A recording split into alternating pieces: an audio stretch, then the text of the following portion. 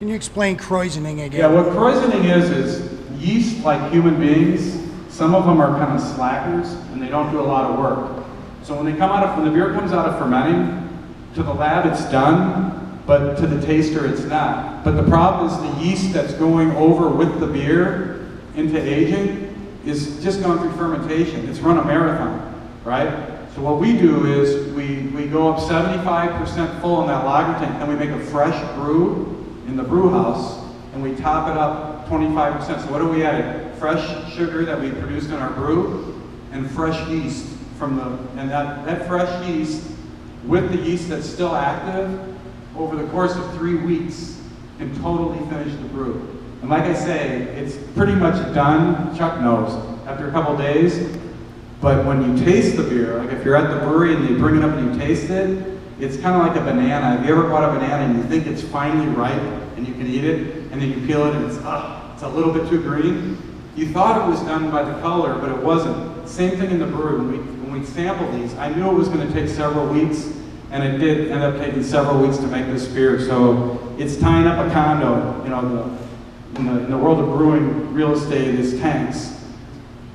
So we have a guest that's checked in for a pretty long time, and they don't necessarily like that if they have other guests that want to check in. But the problem is, once they've tasted our beer when it's done at those breweries, they become the best fans.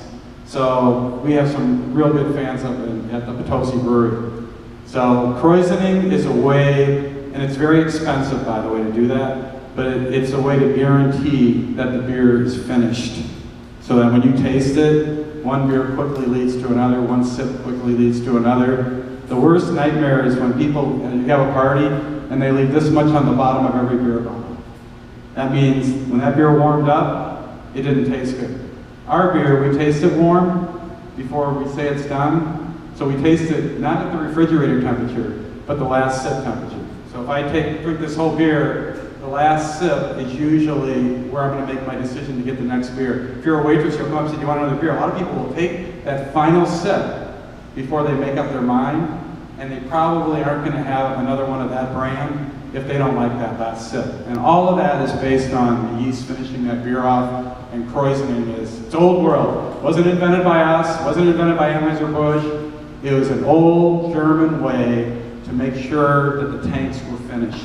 And finish means to Ron, he's going to sell 3 beers instead of 1. I'm not encouraging alcoholism, I'm just saying, you know, it's kind of depressing, isn't it, when you get that beer and it's like gone, and you accuse the person next to you of drinking your beer, you don't even remember drinking it. It tasted so good, right? So you have another one, then you have to make a conscious decision, just like eating, I've had enough, I need to stop. And that's what we want to do. We want to make the beer so good that you have to make the decision to stop. The beer doesn't stop you. And that's what Krausening does.